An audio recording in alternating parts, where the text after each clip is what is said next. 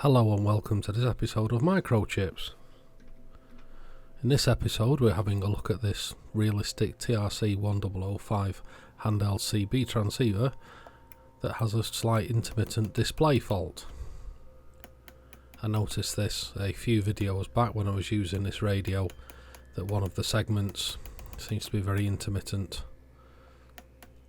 Just the one segment, everything else seems to be fine, and you can see it there. Seems to come and go when it feels like it. Thinking maybe is the channel select a bit dirty, or have we got a dry joint somewhere? Anyway, let's take it apart and have a look inside.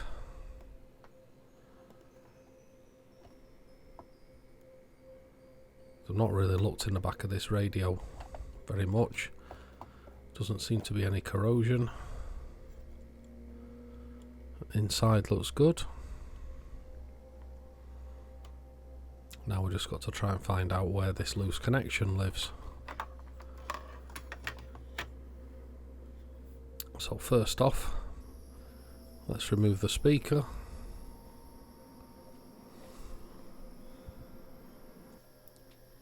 Because we don't actually need the speaker whilst we're trying to find this fault.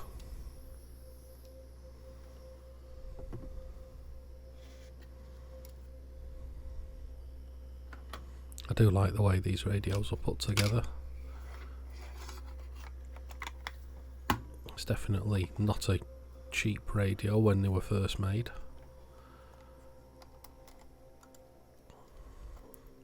As you can see by the decent heat sink around the final output and metal frame. So anyway, let's have a little prod around the display area, see if we can find this dry joint.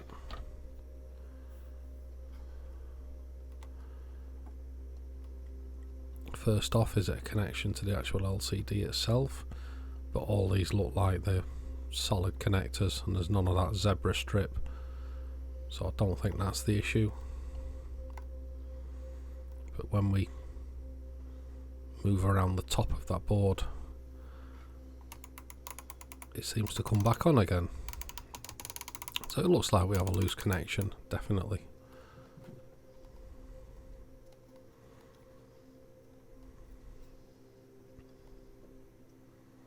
But just can't seem to get it to go off again.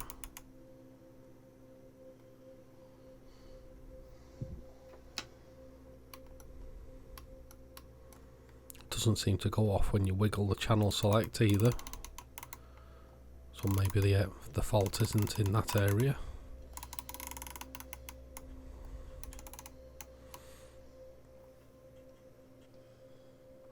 So let's take the back off and have a look in the back.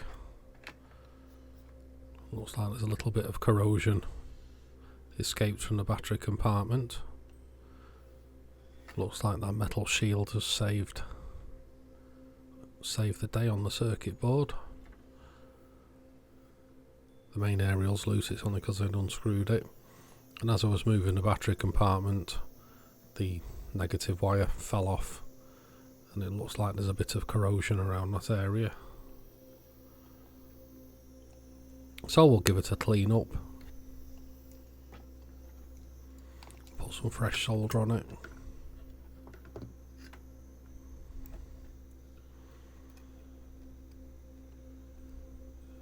So you can see all corrosion gunk just on that terminal. But that's an easy fix, but it's not the fault that we're in here for.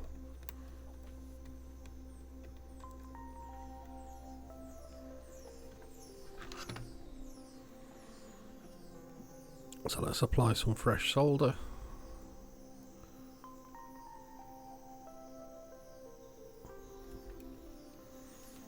And give it a clean up.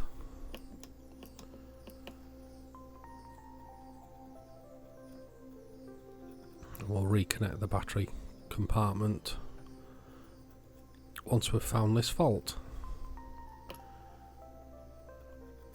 Because we don't actually need the battery compartment whilst we're trying to find this, so it's actually handy that it's not connected.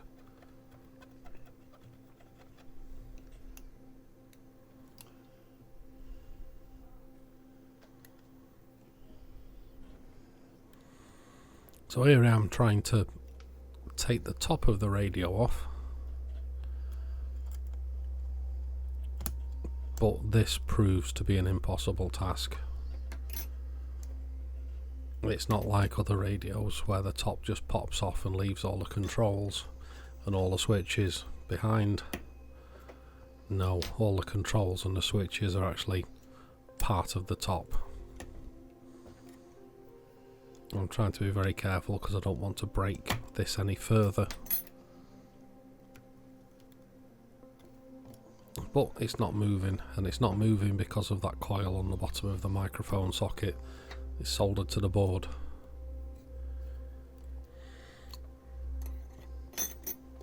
So after numerous attempts at trying to get the top away, we try a different approach and find that the front panel LCD actually unplugs.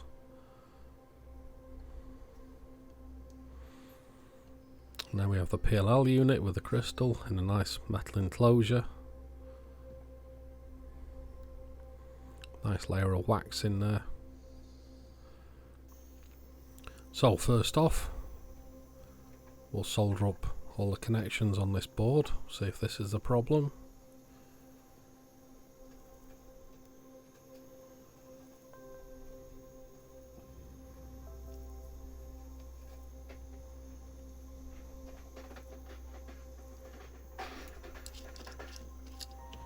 Nothing on there looks too dry jointed, but there's no harm just going over it, just resoldering all the connections.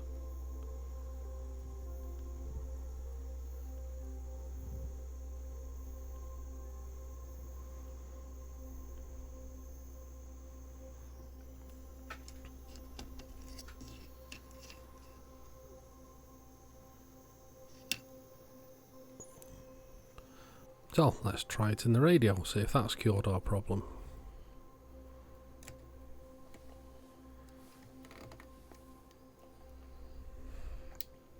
And no, straight away the segment's out.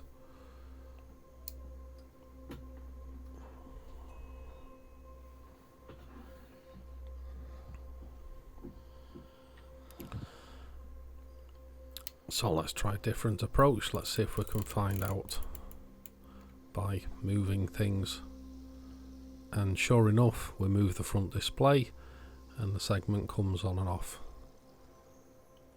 and we can just apply a tiny amount of movement to that display and that segment comes on and off.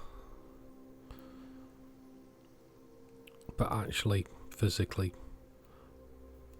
pushing down on the contacts doesn't make any difference.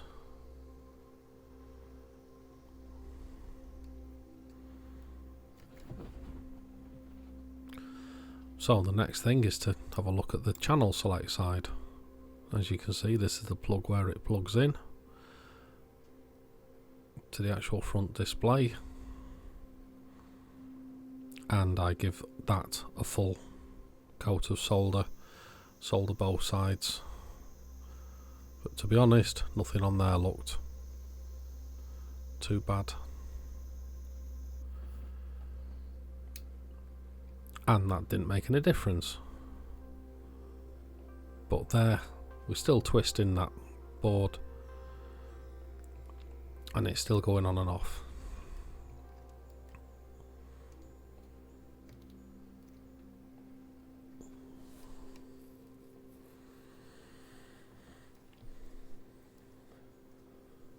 So I was actually playing about with this for quite a while whilst I wasn't recording it, trying to find out what the issue was, and I was looking at the contacts under a magnifying glass very closely if I could see anything, and I couldn't see any contacts broken at all. Everything looked absolutely perfect. But there, as you can see, when you're pushing down on the board, it appears. So I think what we have here is a dodgy plug and socket.